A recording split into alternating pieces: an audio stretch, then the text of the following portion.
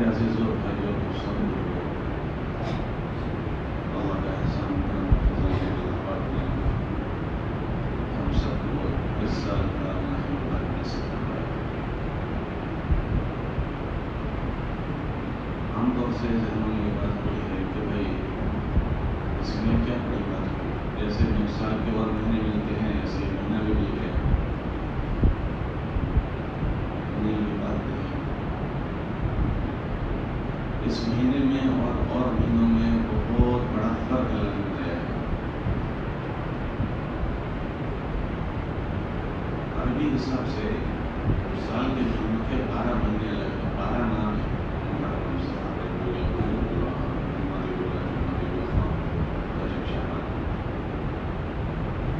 یہ تقسیم ہے مہینوں کی، ہر ایک کے اس کے اپنے اپنے نام ہیں، لیکن یہ ماہ مبارک جو ہے اس مہینے کو اللہ نے اپنے ساتھ جوڑا ہے۔ رمضان اللہ کا مہینہ، شہر اللہ الحرام، یہ اللہ کا یہ مہینہ اللہ نے اپنے ساتھ جوڑ دیا، اور اس مہینے کا جو نام اللہ نے رکھا وہ اپنی طرف سے اللہ نے رکھا۔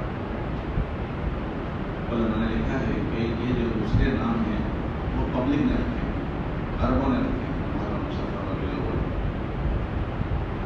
خالی رمضان کا مہینہ ایسا ہے کہ جس کا نام عربوں نے دیا، وہ اللہ نے رکھا، شہر رمضان الذی انزل فیہ القرآن۔ اس مہینے کا نام اللہ نے رمضان تخصیص کیا۔ کیا بات ہوگی؟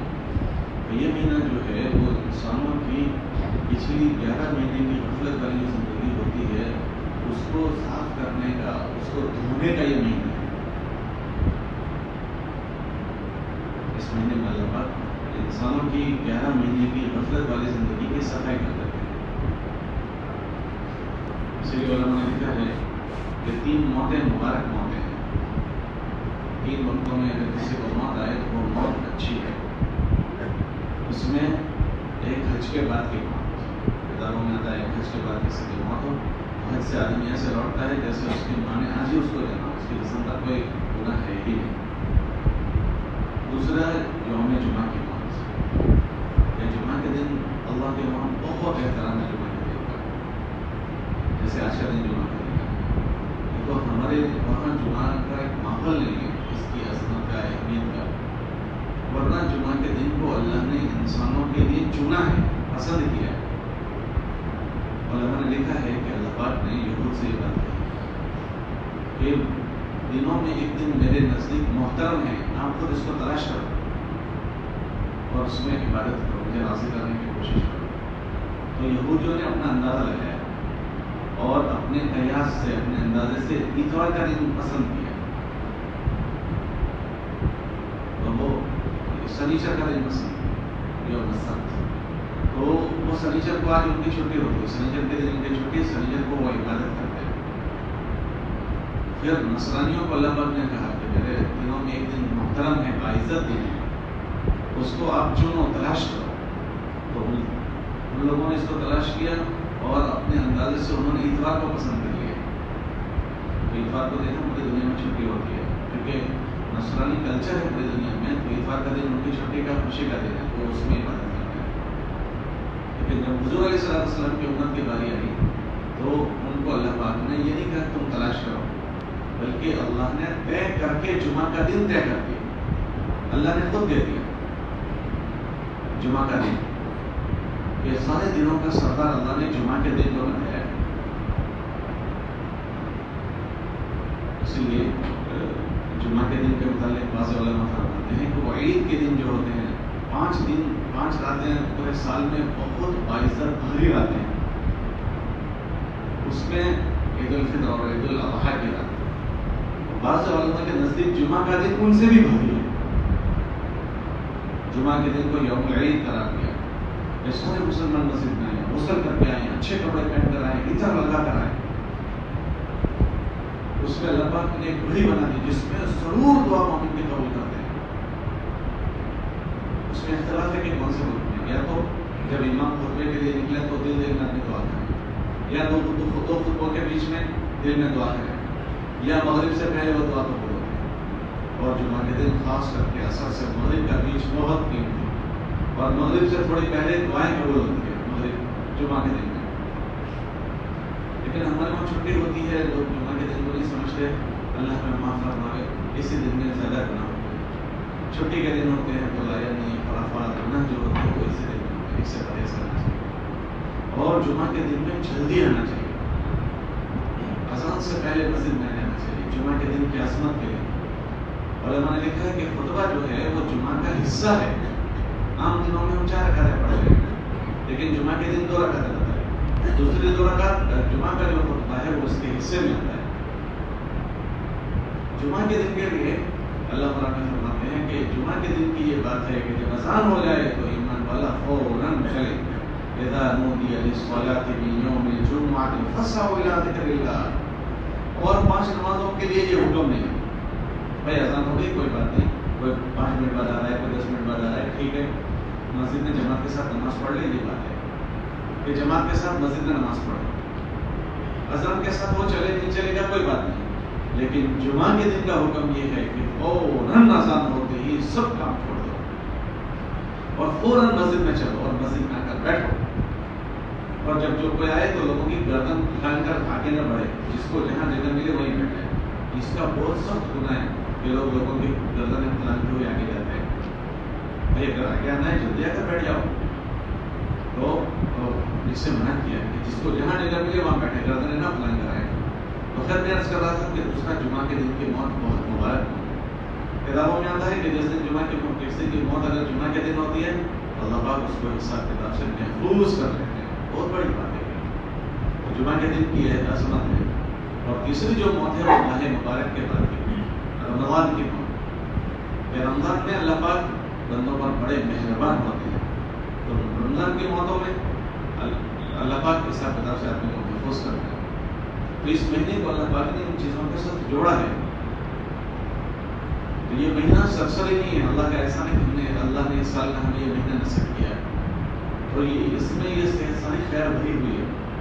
اللہ پاک رمضان کے مہینے میں پچھلے 11 مہینوں کی جو زندگی ہے اس کو اللہ معاف کر دیتے ہیں، صفائی کرنا چاہتے ہیں. آپ دیکھیں اس کا پہلا اشرا جو اللہ نے بنایا تھا وہ رحمت کا، دوسرا اشرا جو اللہ نے بنایا ہے وہ جہنم سے خلاصی مغفرت کا بنایا کہ اس میں اللہ بہت مغفرت کرتے ہیں. اللہ دینا چاہتے ہیں، اسی لیے اللہ نے بتایا کہ میں نے یہ بنایا یہ بنایا یہ. اور اب جو تیسرا اشرا آیا ہے وہ اس مہینے کا خلاصہ ہے، لب لباب ہے، مکھن. اس مہینے کی جان ہے تیسرا اشرا.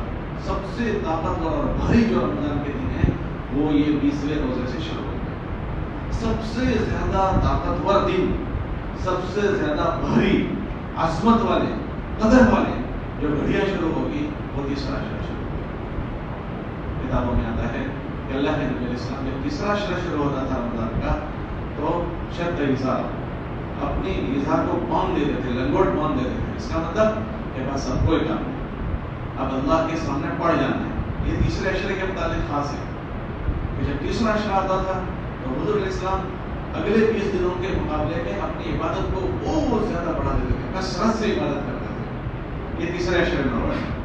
دوسرا روایتوں میں آتا ہے کہ اللہ کے نبی علیہ السلام اپنے گھر والوں کو راتوں کو جگاتے تھے. کتابوں میں آتا ہے اور دنوں میں حضور اپنے گھر والوں کو تہجد کے لیے نہیں جگاتے تھے. یہ مسنون عمل ہے کہ یوں آدمی اپنے گھر والے کے چہرے پر پانی چھڑ کے، لیکن حضور کا معمول یہ تھا کہ جب اٹھتے تھے ایسے اٹھتے تھے کہ گھر والوں کو پتہ نہ چلے تاکہ ان کی نیند خراب نہ ہو. لیکن آخری جب اشرا ہوتا تھا تو حضور علیہ السلام خود اٹھتے تھے اور پورے گھر والوں کو اٹھاتے تھے، اس کا اہتمام فرماتے تھے. اور آخری اشرے کے مطابق لکھا ہے کہ حضور علیہ السلام اگلے 2 اشروں کے مقابلے میں اپنی عبادات کو بڑھا دیتے تھے. یہ اشرا جہنم سے خلاص کا ہے کہ گردنوں کو جہنم سے آزاد کرنے کا میرا اشرا ہے کہ گردنوں کو جہنم سے آزاد کی جائے. اللہ پاک نے اسی آخری اشرے میں اس کی وزن بنانے کے لیے جو آخری اشرا ہے شب قدر اللہ نے بنایا. شب قدر جو بہت بھاری رات ہے، اللہ قرآن میں فرماتے ہیں انا انزلناہ فی لیلۃ القدر، اے لوگوں ہم نے قرآن کو شب قدر میں اتارا ہے. شب قدر پھر آگے اللہ کو پوچھتے ہیں، آگے آتے ہیں وما ادراک ما لیلۃ القدر، تمہیں کیا پتا شب قدر کیا ہے؟ یوں ما ادراک ما لیلۃ القدر، تمہیں نہیں پتا ہے کہ شب قدر کیا ہے؟ اللہ خود کہتے ہیں تمہیں کیا پتا شب قدر کیا ہے؟ پھر آگے یہ فرماتے ہیں شب لیلۃ القدر خیر من الف شہر، 1000 مہینوں کی عبادت پر اس کی ایک رات کی عبادت بھاری برکت ہے۔ ایک آدمی کو 1000 مہینے ملے، 12 مہینے کا 1 سال، 120 ملتے جاؤ تو اس کے 10 سال، تو 1000 مہینے، 1000 مہینے گنو ایک آدمی کو زندگی ملی اور 1000 مہینے تک کوئی اللہ کے سامنے اپنی عبادت کرے، وہ ساری عبادت ایک طرف اور اس رات کی عبادت ایک طرف۔ اللہ قرآن میں فرماتے ہیں 1000 کے نہیں، 1000 سے بھی بہتر، خیر من الف شہر۔ وہ 1000 سے کتنا بڑا ہوا ہے وہ نہیں بیان ہوا، پتہ نہیں 10 گنا 100 گنا 1000 گنا، 1000 مہینوں سے اس رات کی عبادت بہتر ہے۔ وہ 1000 پر کتنی بڑی ہوئی ہے وہ نہیں پتا۔ اللہ نے اس مبارک رات کو اسی مہینے اسی عشرے میں بنایا ہے، اور اللہ نے اسی عشرے میں قرآن بھی اتارا ہے۔ اب قرآن جیسی عظیم کتاب، اللہ کی کتاب، اللہ نے اس آخری عشرے میں اتاری، آخری عشرے یہ ساری خیر کو اللہ نے اس عشرے کے ساتھ جوڑ دیا۔ اسی لیے ہم دیکھیں کہ ہمارے نبی اسلام اس اللہ کو راضی کرنے کے لیے، منانے کے لیے اس آخری عشرے میں ساری مخلوق سے کٹ جاتے تھے۔ حالانکہ حضور علیہ السلام کون ہے؟ کہ حضور علیہ السلام پوری دنیا کے لیے نبی بنا کر بھیجے گئے، خاتم النبیین، یہ اور کافۃ للناس بشیرا ونذیرا، پوری دنیا کے لیے اللہ کی بات سمجھانے کی ذمہ داری ان کے ذمہ کی گئی ہے، اور ایسی ذمہ داری دی گئی ہے کہ وہ جب کہیں کرنی ہی کرنی ہے، سمجھانے کا کام۔ جیسے عاشورہ دن 70ویں رمضان ہے، ہمارے نبی علیہ السلام نے پہلا سفر اسی رمضان کا 70ویں تاریخ میں کیا تھا۔ بدر کا جو دن ہوا تھا وہ آج کے دن میں ہوا تھا، وہ بھی جمعہ کا دن تھا، 17 رمضان تھی، جمعہ کا دن تھا، اور ہمارے نبی علیہ السلام بدر کے میدان میں نکلے تھے، اور اس بے سر و سامانی میں نکلے تھے، نہت تھے، کمزور تھے، 313 تھے اور سامنے 1000 کا لشکر تھا، لیکن اللہ کا امر آ گیا تھا، اللہ کا حکم آ گیا تھا کہ اس مہینے میں جانا ہے۔ اور آپ نے عربوں کی عربستان کی گرمی دیکھتے ہو، چل چلاتی تو کھجوروں کے پکنے کا زمانہ ہوتا ہے گرمی میں، اور جب کھجوریں پکتی ہے تو وہاں لو چلتی ہے، تیز ہوا چلتی ہے، لو چلتی ہے۔ اس لو میں ہمارے نبی کو اللہ نے سفر کروایا تھا، اور بدر کا یہی دن تھا 17 رمضان میں، تو 17 رمضان میں ہمارے نبی نے سفر کیا تھا، اور تب ایک سفر کا تقاضا تھا تبوک کا، تبوک بہت دور ہے، اللہ کے نبی علیہ السلام کو اسی مہینے میں سفر کروایا تھا۔ اور تیسرا سفر ہمارے نبی نے رمضان میں بڑا کیا بھاری، وہ فتح مکہ کا سفر کیا تھا۔ مکہ اسی مہینے میں اللہ نے فتح کروایا تھا، اور ہمارے نبی نے اسی مہینے میں سفر کیا تھا۔ تو یہ اتنے سارے کام ہمارے نبی کے ذمہ ہوتے تھے، لیکن جب آخری عشرہ ہوا ہے تو ہمارے نبی علیہ السلام نے پوری زندگی ساری مخلوق سے کٹ کر، سارے لوگوں سے کٹ کر کونے میں بیٹھ جاتے تھے۔ ہمارے نبی علیہ السلام کو 9 رمضان ملے ہیں، اپنی زندگی میں حضور کو 9 رمضان ملے ہیں۔ ہمارے نبی علیہ السلام نے سارے رمضان میں روزے اپنے اعتکاف کیا، ساری مخلوق سے کٹ گئے اور کونے میں بیٹھ گئے، اور اس میں اپنے اللہ کے سامنے پڑاؤ ڈال دیا۔ جیسے لوگ دھرنا کرتے ہیں، دھرنا کہ ہم دھرنے پر بیٹھے، تو ایک دھرنا ہے اپنی ان سے ناراض ہو کر، اور ایک دھرنا ہے اس کو راضی کرنے کے، کہ اللہ کے سامنے پڑاؤ ڈال دیتے تھے۔ علماء نے لکھا ہے ایک رمضان کی خدمت اور مصلحت کے لیے ہمارے نبی علیہ السلام نے اعتکاف کیا، صرف ایک رمضان، وہ بھی ایک وجہ بن گئی تھی۔ پھر اس کی قضا دوسرے سال ہمارے نبی علیہ السلام نے 20 دن کا اعتکاف فرمایا تھا، اس کے بعد کے سال میں اس میں ایک بہت بڑی حکمت تھی، ایک مسئلہ ہو گیا تھا، اس مسئلے کی وجہ سے صرف ایک سال ایسا گزرا تھا جس میں نبی علیہ السلام نے اعتکاف نہیں فرمایا، ورنہ اپنی پوری زندگی حضور علیہ السلام نے ان ساری مشغولیتوں کے باوجود یکسو ہو کر اللہ کے سامنے آوازاری کرنے کے لیے اللہ کے نبی علیہ السلام پڑاؤ ڈال دیتے تھے کہ یہ مہینہ اللہ کے سامنے پڑاؤ ڈالنے کا مہینے میں آخری عشرہ بڑا بھاری ہے، اہمیت ہے کہ اس کے راتیں، اس کے دن، کہ یہ سارے کے سارے اس کے سمجھو کہ رمضان پورے سال کا جاندار مہینہ، اور رمضان کا سب سے بھاری عشرہ جو ہے وہ اب جو شروع ہوگا وہ آخری عشرہ شروع ہوگا، اس کی ایک ایک گھڑی، اس کی راتیں، اس کے دن سب کے اللہ کا احسان ہمارے کے اللہ پاک نے اس سال کا ہمیں رمضان میں نصیب کیا، اور اس کے 20 دن قریباً 17واں دن آج ہے، اللہ نے خیریت اور عافیت سے گزروایا، اللہ اسے قبول فرمائے۔ ساتھیوں نے ماشاءاللہ بہت استقبال کی، مسجد میں ہم دیکھتے ہیں کہ ساتھی اعمال میں لگے ہوئے ہوتے ہیں، ماشاءاللہ ظہر کے بعد سبھی لوگ تلاوت میں لگے ہوئے ہوتے ہیں، عصر کے بعد بہت سارے لوگ تلاوت میں لگے ہوتے ہیں، اور بڑی خوشی کی بات یہ کہ اللہ کا احسان ہے ہمارے مجمع نے اپنے جسم کو تھکایا ہے اور رات میں اکثر ہم نے قرآن کی تلاوت پڑھی، ورنہ بہت ساری جگہوں کی یہ قرضہ نہیں ہے کہ لوگوں نے علم دھرا پڑھی ہے، لیکن اللہ کا احسان ہے کہ ہماری مسجد کے ساتھیوں کی قرضہ یہ ہے کہ اکثر ساتھیوں نے ماشاءاللہ بڑے پورا قرآن کی تلاوت کی ہے۔ تو یہ قدر کی بات ہوئی کہ وہ دن گزر گئے جو راتوں کو ہم اٹھے اور تھکے، وہ راتیں چلی گئی، لیکن جنہوں نے اس کو سستی کی اور جو اللہ کے سامنے نہیں کھڑے ہوئے، کم کھڑے ہوئے، سستی کی، کیا ان کی بھی راتیں چلی گئی؟ ہماری راتیں بھی چلی گئی، لیکن کیا جنہوں نے تھکایا اپنے آپ کو ان کی راتیں، اور جنہوں نے اپنے آپ کو ان چیزوں سے بچایا، کیا دونوں کی راتیں برابر ہو جائے؟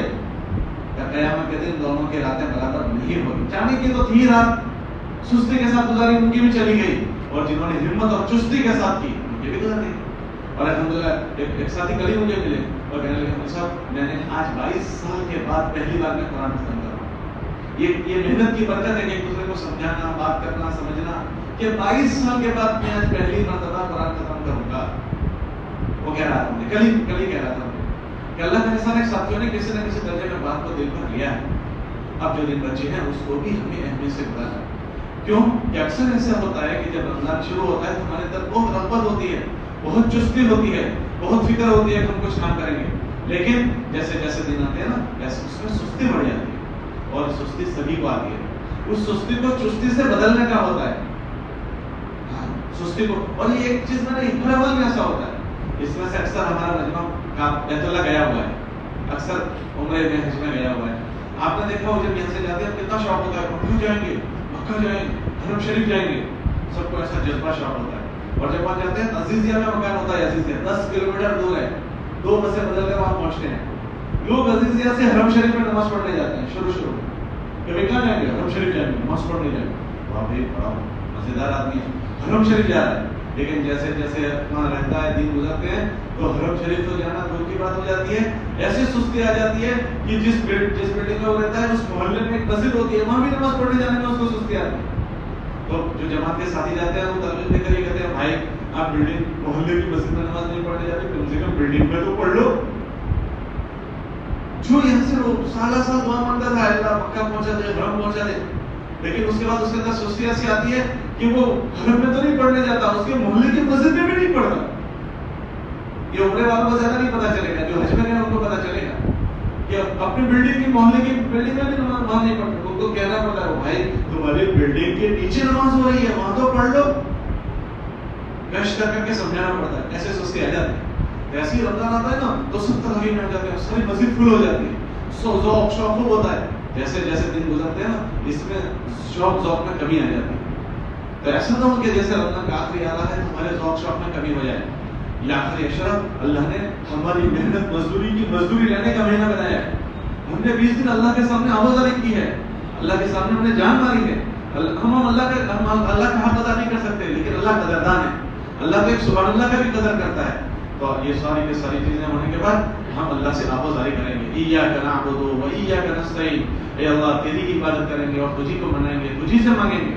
تو یہ 20 دن کس طرح کی عبادت جمع ہوئی ہے، اب یہ 10 دن اللہ سے ان چیزوں کے لینے کا اشرا آ رہا ہے۔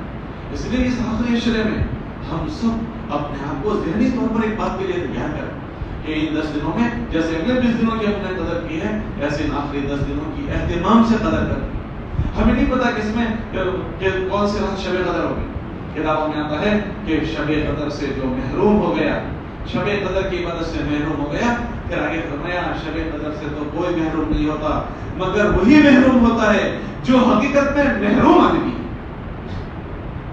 کہ وہ مقدر کا مرا ہوا آدمی ہے، نصیب کا پھوٹا ہوا آدمی ہے، مقدر کا بگڑا ہوا آدمی ہے، کیا وہی شب قدر سے محروم ہوتا ہے۔ شب قدر سے وہ محروم ہو گیا۔ علماء کا حضرت نے لکھا ہے کہ شب قدر سے کوئی نہیں محروم ہوتا مگر وہ آدمی محروم ہو جاتا ہے جو اپنے نصیب سے مرا ہوا ہے، جس کا نصیب پھوٹا ہوا ہے، جو نصیب کا مارا ہوا ہے۔ تو ہمیں نہیں پتا کون سے، اللہ پاک نے شب قدر کو طے کر دیا ہے کون سے رات میں آئے گی۔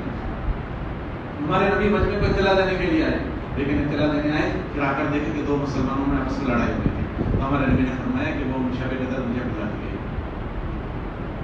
یہ بھلا دیا گیا کہ شب قدر کون سے تھی، اتنی بھری رات. تو علماء نے لکھا کہ آپس کی لڑائی، آپس کے دلوں کی بھڑن کتنی منحوس چیز ہے، کتنی بری چیز ہے کہ اس سے اللہ کے نبی اسلام جیسی عظیم ذات کو اس مبارک رات کو بھلا دیا گیا. اتنی بڑی خیر ہاتھ سے ہمارے چلی گئی، اتنی مبارک رات. اس میں بھی اللہ کی حکمت ہو گئی کہ ہم ساری راتیں محنت کریں گے، ورنہ وہ ایک رات میں محنت کرتے. اور اگر وہ رات طے ہوتی پھر اس کو پتہ ہونے کے بعد بھی کوئی گناہ کرتا تو وہ اس کے لیے اور وبال جان بنتا. تو اللہ نے اس کو بھلا دیا. لیکن پھر فرمایا کہ اتنی بات مجھے بتائی گئی کہ وہ تاک راتوں میں سے کسی ایک رات میں. اس لیے آخری عشرے میں حضور کی صلات کی تلاش کے لیے اعتکاف فرماتے تھے، مستقل اعتکاف فرماتے تھے. تو یہ آخری رات کی ہماری قدر ہو جائے اور ہم آپس میں کسی کے ساتھ رنجش نہ کریں، ذرا بھی کسی سے زندگی بھر کسی سے جھگڑا نہ کریں. ابھی تو لوگ ایسے ہوتے ہیں ہاتھ لگاؤ تو بھی کرنٹ لگتا ہے، ہاتھ لگاؤ تو بھی کرنٹ لگتا ہے. اور ہر آدمی ایسا سمجھتا ہے کہ گویا وہ دادا کا بابا ہو گیا ہے، دادا ہو گیا، بس بات کرے گا تو ایسے کرے گا جیسے میں تورم خان کا بیٹا ہوں. اور میں پتہ نہیں کیا جس سے بھی بات کروں وہ ایسے بات کرتا ہے جیسے کوئی دادا تورم خان اور تارا خان ایسی بات کرتا ہے. ہاتھ لگاؤ تو کرنٹ لگتا ہے. ہاں ہر آدمی کی یہ فطرت بن گئی ہے کہ کوئی لڑنا مجھے ہی آتا ہے، بولنا مجھے ہی آتا ہے. بھائی دوسرے جو نہیں بولتے وہ ان کی شرارت سے نہیں بولتے. ایسا نہیں ہے کہ وہ باتوں کے دھڑی ہیں، وہ تماچوں کے بھی دھڑی ہیں.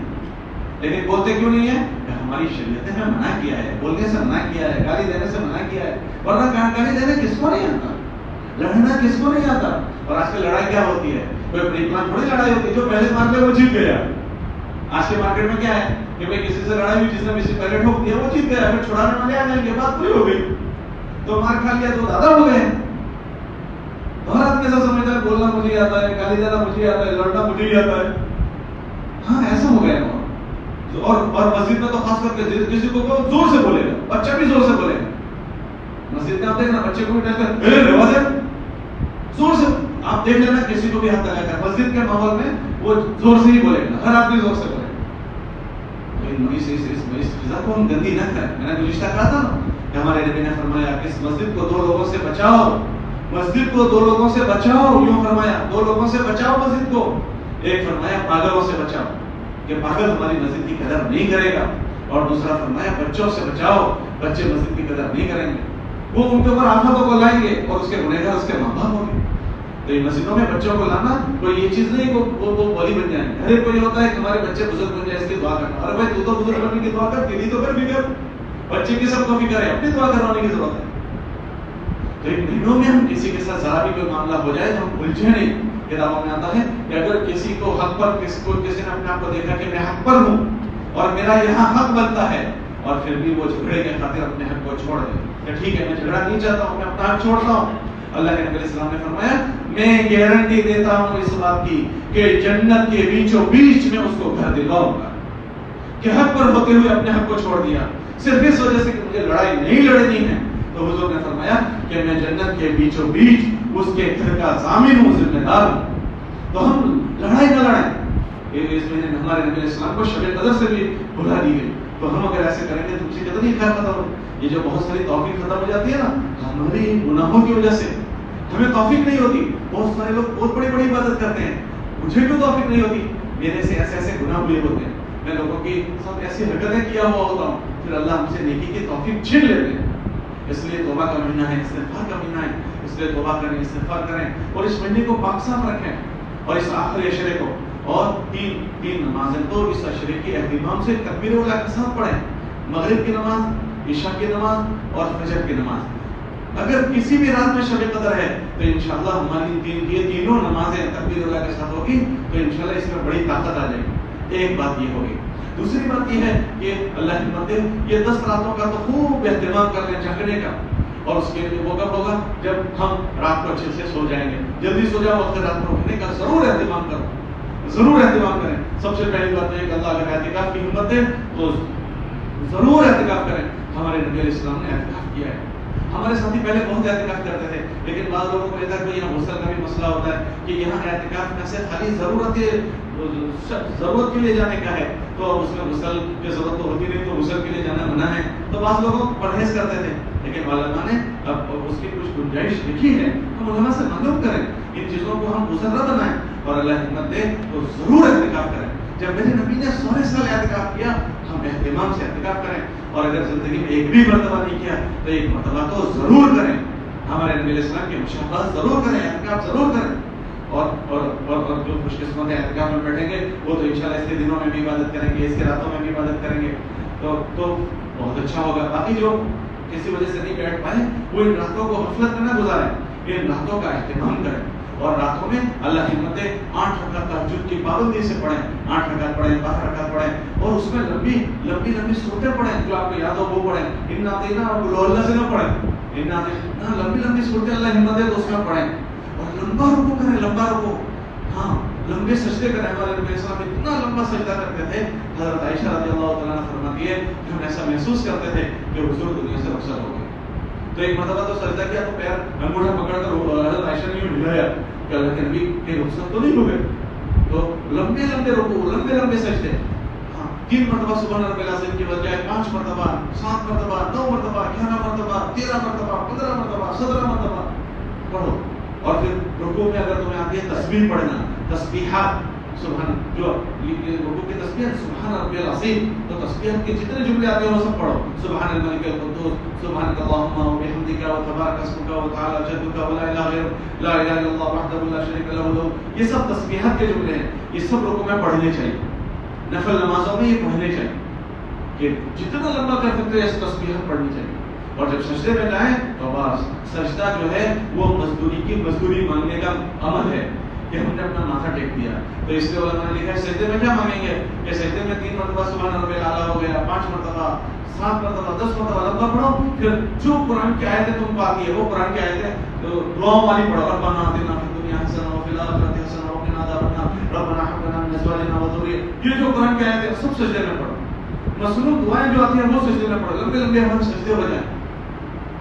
اردو میں نہ مانگے. اردو میں اگر نفل نماز کے علاوہ کبھی ہم نے طبیعت ہوتی ہے سجدے میں دعا مانگنی ہے، بعض لوگ اس کو منع کرتے ہیں، لیکن علماء نے اس کی گنجائش نکالی ہے کہ سجدے میں پڑھ جاؤ یوں ہی، اور اللہ سے اپنی زبان میں مانگو، اللہ سے کھلا ہوا کرو.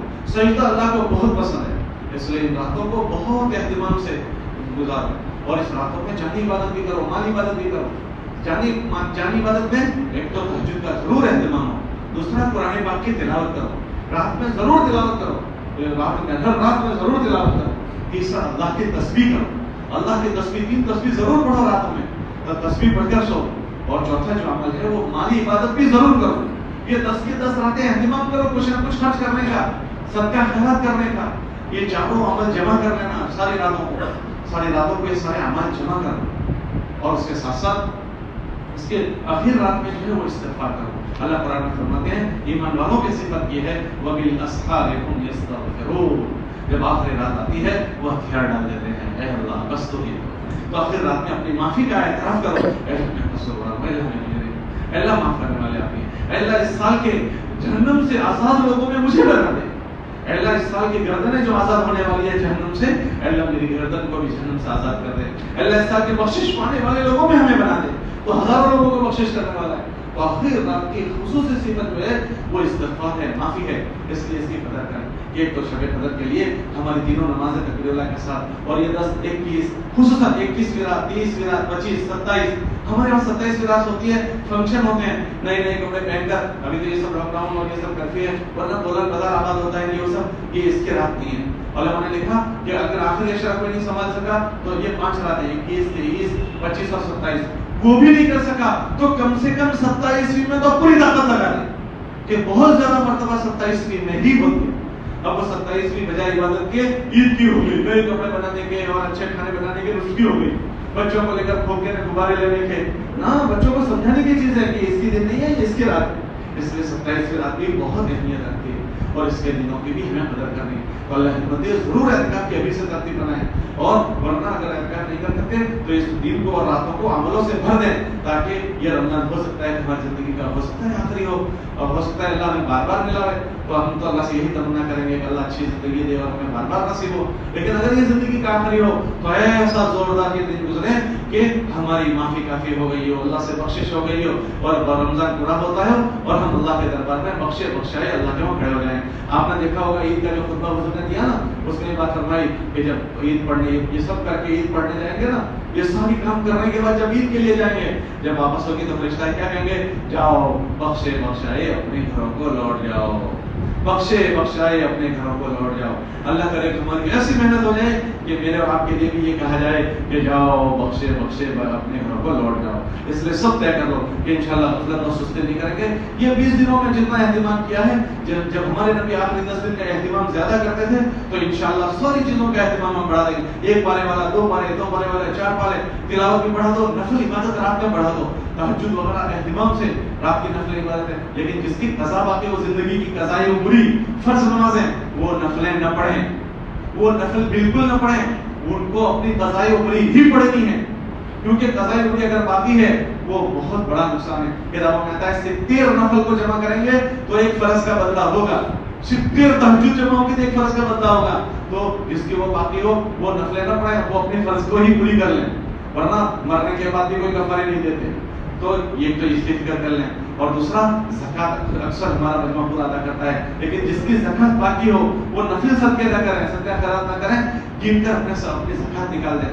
زکوٰۃ بہت بھاری چیز ہے، اگر جس کی زکوٰۃ رہ گئی نا، کتابوں میں آتا ہے اللہ اس مال کو انگارے بنائیں گے اور انگارے بنا کر ان کے پیشانیوں پر داغ دیں گے، ان کے پہلوؤں پر داغ دیں گے، تو ہم زکوٰۃ باقی رہ گئی اور ہم اللہ کے وہاں پکڑے جائیں، اور یہ مال کی ہلاکت ہی کرواتا ہے۔ جس کی زکوٰۃ نہیں ادا ہوتی وہ مال برباد ہوتا ہے۔ اس لیے گنتی کر کے زکوٰۃ دے دیں۔ ہمارا اکثر مجمع زکوٰۃ یہی دیتا ہے، لیکن پھر بھی گنتی کر لیں کہ ہماری کوئی چیز باقی نہ رہ جائے۔ تولنا ہے اور جھکتا تولنا ہے، تو سب نیت کرو گے انشاءاللہ ہم اس کی فکر کریں گے۔